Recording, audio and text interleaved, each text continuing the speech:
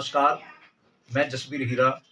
आज हम आए हैं आम आदमी पार्टी के जो जिला के सचिव हैं अनिल शौकन सुदकन वाले, और साथ में हैं आम आदमी पार्टी प्रदेश के सचिव महेंद्र गर्ग जी।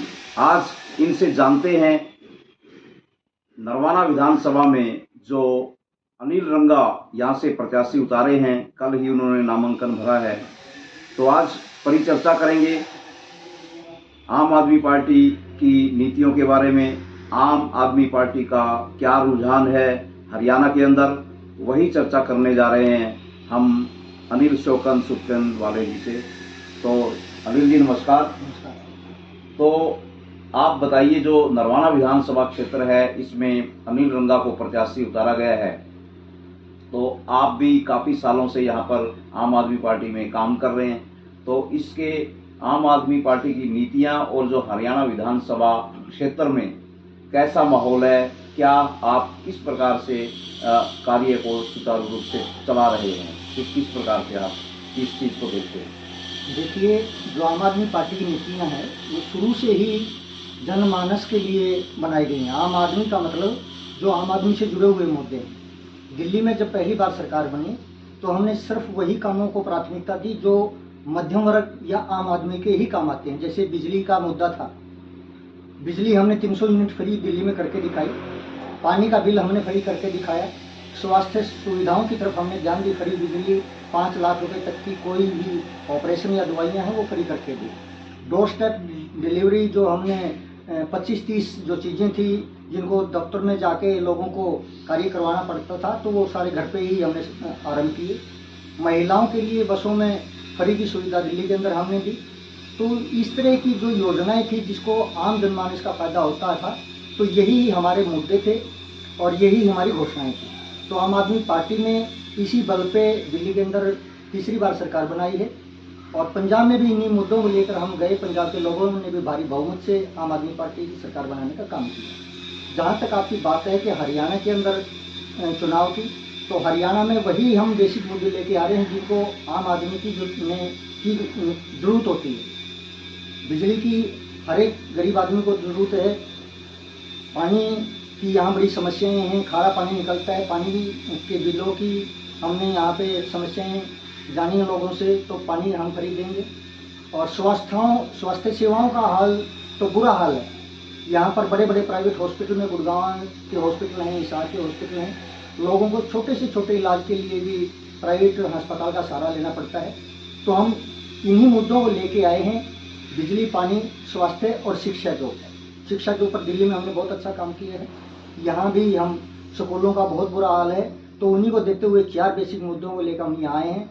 लोग समझ रहे हैं इस चीज़ को, हमने क्योंकि दिल्ली में करके दिखाया है। दूसरी पार्टियाँ सिर्फ घोषणा करती हैं, वो घोषणाएं उनकी होती नहीं, पूरी नहीं होती कभी भी। हम लोगों से कहते हैं कि हमने करके दिखाया है, पहले दिल्ली में करके दिखाया है, पंजाब में करके दिखाया है, तो हम गारंटी के तौर पे करें कि हम हरियाणा के अंदर करके दिखाएंगे।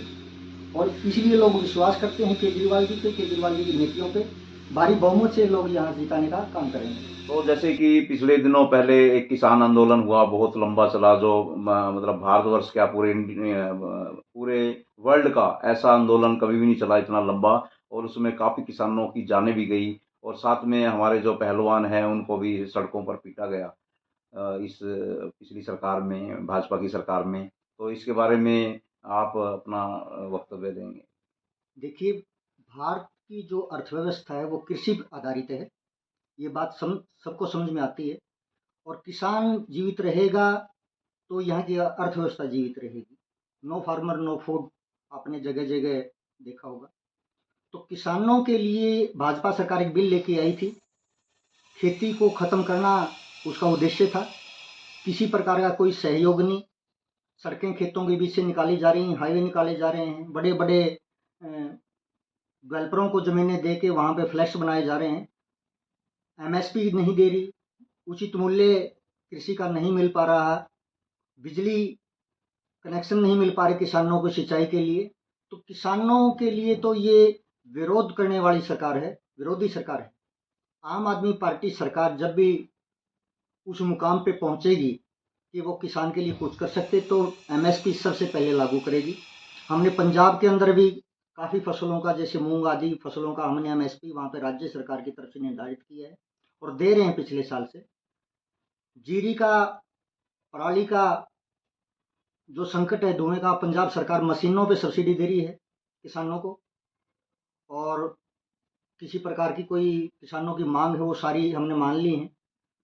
तो किसान को तो देखना चाहिए सरकार ने हर तरफ से, क्योंकि यही हमारी रीढ़ की हड्डी है, अन्नदाता है, उसका सम्मान करना सबका फर्ज बनता है।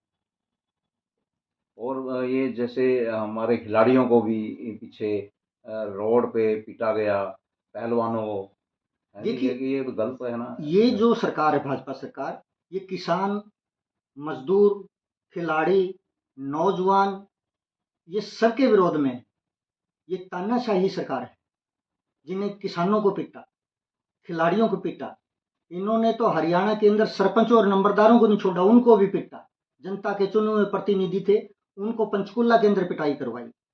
तो ये तो पीटने वाली सरकार है। जो भी सरकार के खिलाफ बोलता है, किसी भी मुद्दे को लेके आता है, वो उसको सिर्फ प्रताड़ित करने का काम करते हैं, उसको पीटने का काम करते हैं। खिलाड़ी इस देश का भविष्य है। वो देश के लिए सोना चांदी जीत के विदेशों से लेके आते हैं, देश का नाम ऊंचा करते हैं, अपने राज्य का नाम ऊंचा करते हैं। उनका मान सम्मान होना चाहिए। और खिलाड़ियों ने जो दिल्ली के अंदर प्रदर्शन किया था उनके एक सांसद के खिलाफ, उनकी जायज मांग थी, मान लेनी चाहिए थी, लेकिन उन्होंने उल्टा उनको पिटवाने का काम किया, उसको राजनीतिक रंग देने का काम भारतीय जनता पार्टी ने किया। ऐसा नहीं होना चाहिए था। दुर्भाग्य है इस देश का कि खिलाड़ियों के साथ ऐसी ऐसी वारदात भारतीय जनता पार्टी करवाती है। तो महिलाओं के ऊपर भी कोई आपकी पार्टी काम कर रही है, जो महिलाओं के विकास के लिए, उसके बारे में हाँ, क्यों बताइए। नहीं। महिला सशक्तिकरण के ऊपर आम आदमी पार्टी का विशेष फोकस है। महिलाओं के लिए हमने पंजाब में भी, दिल्ली में भी 1,000 रुपया मासिक उनको घर पे भत्ते के तौर पे या सहायता के तौर पे हमने रखी है, हर 18 साल से बड़ी उम्र की महिला के लिए। और बसों के अंदर फ्री यात्रा, और शिक्षा और स्वास्थ्य तो सबके लिए फ्री है। तो महिलाओं के ऊपर विशेष फोकस है दो चीज़ों का। और जैसा कि मतलब एनसीआर में हमारा जो डिस्ट्रिक्ट जींद आया हुआ है, इसका मतलब कोई हमें फायदा है या नुकसान है, इसके बारे में भी आप बता सकते हो। ये सरकार के अपने उल्टे पुल्टे काम इनको समझो। एनसीआर के लिए जींद क्षेत्र को एनसीआर से बाहर निकालने का नोटिफिकेशन तो डाला हुआ है भारत सरकार द्वारा, लेकिन इम्प्लीमेंटेशन उसकी अभी तक नहीं हुई है। तो लोग काफ़ी परेशान हैं। 200 किलोमीटर यहाँ से दिल्ली पड़ती है, तो एनसीआर एरिया में हमारे को लेना बहुत गलत बात है, और पब्लिक इससे नाराज़ भी है, परेशान भी है। तो इसको हटा देना चाहिए जितना जल्दी हो सके। नोटिफिकेशन हुआ था, लेकिन कहीं इम्प्लीमेंटेशन उसकी नहीं है। हाँ, देखिए अनिल जी, जैसा कि हमारे यहाँ पर टोल टैक्स हैं, जी। तो टोल टैक्स हैं, जबकि हम अपनी गाड़ियों का रोड टैक्स देते हैं, सभी गाड़ी वाले देते हैं, शुरू में ही काट लेते हैं। जी। तो ये लगाया हुआ है, जबकि सरकार का ये जिम्मेवारी बनती है कि रोड बनाना सरकार का काम है, सरकार ही बनाए उसको, और ये टोल टैक्स लगा के अपने प्राइवेट कंपनियों को दे देते हैं और फिर वो मुनाफा करते रहते हैं, जबकि ये काम सरकार का होना चाहिए। आप इसके विषय में क्या कहना चाहेंगे। देखिए, आज तक जितनी सरकारें हैं, चाहे वो कांग्रेस सरकार रही है, चाहे भाजपा सरकार, दूसरी राज्य की सरकारें रही हैं, इन्होंने सिर्फ जनता को लूटने का ही काम किया है। चाहे वो टोल टैक्स के माध्यम से है, चाहे रोड टैक्स के माध्यम से है। उन्होंने पैसा तो वसूल पब्लिक से कर लेते हैं, लेकिन सुविधाएं ना, वो सड़कें हैं, गड्ढों में सड़कें हैं यहाँ पे। तो बड़ा बुरा हाल सड़कों का। आम आदमी पार्टी की जब पंजाब के अंदर सरकार बनी, सबसे पहले उन्होंने उन टोल को ख़त्म किया जो हर 15 किलोमीटर पे, 20-30 किलोमीटर पे टोल थे। तो पंजाब के अंदर 12 टोल भगवंत मान सरकार ने फ्री करवाने का काम किया है, और लोगों को काफ़ी राहत मिली है। आम आदमी पार्टी की सरकार जब भी हरियाणा के अंदर बनती है, तो सबसे पहले ये काम करेंगे कि राज्य के अंदर जितने टोल हैं उनको सभी को हटाया जाए। बिल्कुल।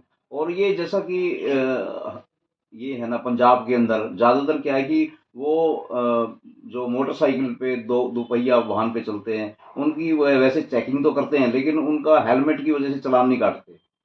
जबकि पहली बात तो वहाँ पे है कि वो पगड़ी डालते हैं, लेकिन जो पगड़ी नहीं डालते वो हेलमेट लगाएं ना लगाएं, लेकिन उनका चालान नहीं काटते, सिर्फ उनका कागज़ ही चेक कर सकते हैं। ऐसा मैंने सुना है, वहाँ पे भगवत मान जी ने ऐसा किया है।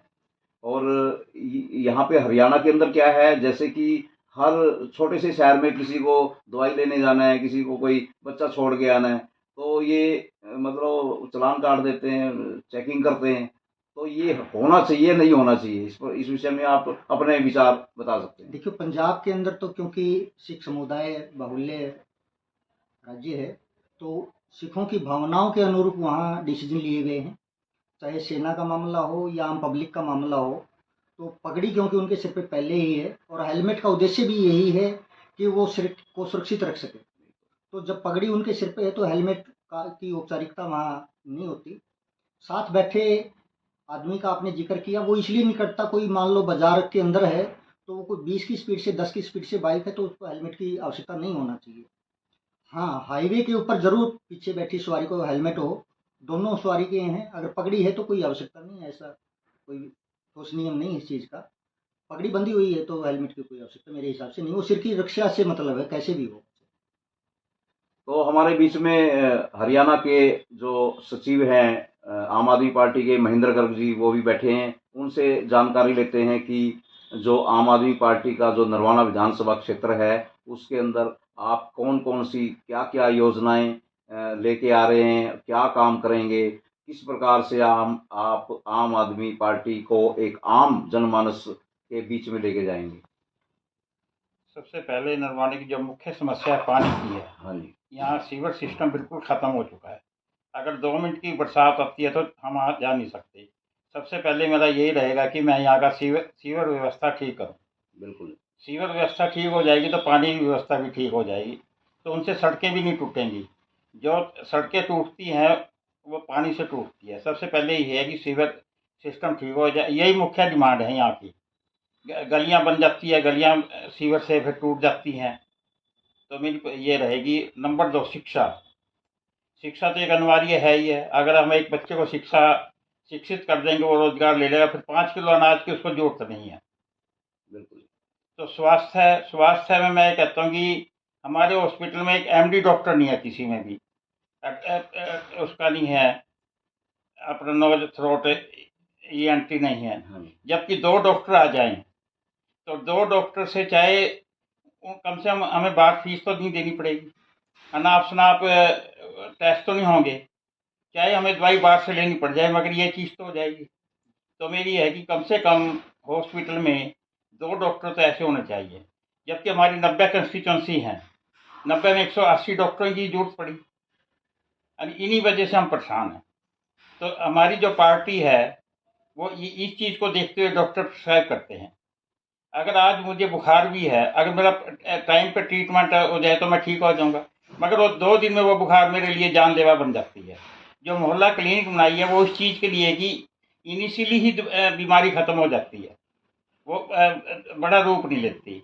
इसलिए हमारी जो पार्टी है वो स्वास्थ्य, शिक्षा, इन पे विशेष ध्यान दे रही है। और ये जो लोगों की फैसिलिटीज है, बिजली के बिल हैं, ये है, क्योंकि ये भी वो है सामाजिक, वो हमें देनी चाहिए। और ये कहते हैं कि बिजली और पानी ये जो स्वास्थ्य और शिक्षा मुफ्त देते हैं, ये हमारा फंडामेंटल राइट है।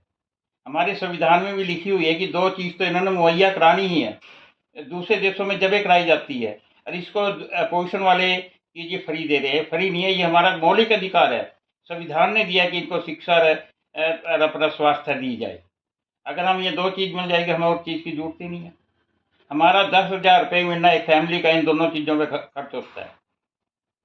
अगर ये चीज़ है तो हम, यही हमारी पार्टी का मेन उद्देश्य है, और इसी वजह से लोग चाहते हैं। धन्यवाद जी। और जैसे कि दिल्ली के हमारे मुख्यमंत्री अरविंद केजरीवाल है, हमने सुना है कि पता लगा है कि उनको रिहा कर दिया है, तो इसका भी पार्टी पे काफ़ी अच्छा असर पड़ेगा जी। क्योंकि अब वो यहाँ पे चुनाव में भी अपना समय दे पाएंगे। जी। तो उनके बारे में बताइए कि जो उनको अंदर डाला हुआ है, कभी ऐसे मतलब एक मुख्यमंत्री को अंदर डाल दिया, जो इतिहास में पहली बार हुआ है, जी। तो इसके बारे में आप। देखिए, जब स्टार्टिंग में अरविंद केजरीवाल जी रामलीला मैदान के अंदर जब बैठे थे भ्रष्टाचार के खिलाफ, लोकपाल बिल को लेके, तो उस टाइम देश में ताकत देखी थी सभी सरकारों ने, और उसका खामियाजा कांग्रेस सरकार को भुगतना पड़ा। वही ताकत भारतीय जनता पार्टी के लोगों ने देखी। अब इनको डर सता रहा है कि कहीं केजरीवाल आके इनकी राजगद्दी खत्म ना कर दे। क्योंकि जो मुद्दे हम जनता के बीच में लेके घूम रहे हैं और जिनको हम लागू कर रहे हैं, तो भारतीय जनता पार्टी उनसे बिल्कुल दुखी है, डरी हुई है। उस डर का परिणाम है कि उसने आम आदमी पार्टी के सभी बड़े लीडर्स को ईडी के बहाने, सीबीआई के बहाने जेलों के अंदर बंद कर दिया। लेकिन माननीय सुप्रीम कोर्ट ने का हम स्वागत करते हैं, उनको सभी को जमानत दे दी और ये कह के जमानत दे दी कि इनके ऊपर आरोप सिद्ध करने के लिए पर्याप्त सबूत नहीं है। तो ये भारतीय जनता पार्टी के लिए बड़ा धक्का है और आम आदमी के अंदर, आम आदमी पार्टी के अंदर ये बहुत खुशी की लहर है कि सत्य की जीत हुई है असत्य के ऊपर, क्योंकि ये ज़बरदस्ती इनको अंदर किया गया था ताकि वो चुनावी प्रक्रिया को प्रभावित ना कर सकें, चुनावों को प्रभावित ना कर सके। अब वो बाहर आए हैं तो इस चीज़ का लोगों को समझ आई है कि इसका प्रभाव पड़ेगा। आम आदमी पार्टी ज़ोर शोर से इलेक्शन लड़ेगी और जीतेगी। ये थे आम आदमी पार्टी के दोनों पदाधिकारी जिन्होंने आम आदमी पार्टी की नीतियों के बारे में बताया। तो मैं जसबीर हीरा, JCN News 18। आप चैनल को देखें, लाइक करें, सब्सक्राइब करें। थैंक यू, बहुत बहुत धन्यवाद। इसी तरह की बेहतरीन खबरों को जानने के लिए देखते रहिए आप सभी का अपना न्यूज चैनल JCN 18। जुड़े रहे हमारे साथ और चैनल को लाइक कीजिए, शेयर कीजिए, सब्सक्राइब कीजिए।